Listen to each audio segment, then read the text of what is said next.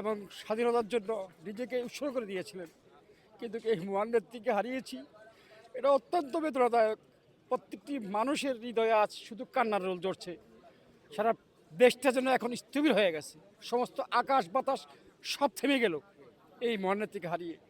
আমি তার আত্মার মাগফিরাত কামনা করছি এবং আল্লাহ পাক রব্বুল আলামিনের কাছে বিনীত অনুরোধ করছি যে তিনি তো সব কিছু জানেন, তিনি যেন এই বেহেশতের সর্বোচ্চ স্থানে তাকে বসিয়ে দেন এবং তাকে যেন বেহেশতের সর্বোচ্চ স্থানে জায়গা করে দেন।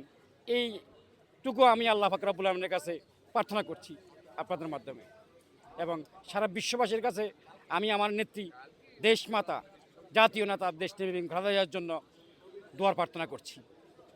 ধন্যবাদ আপনাদের।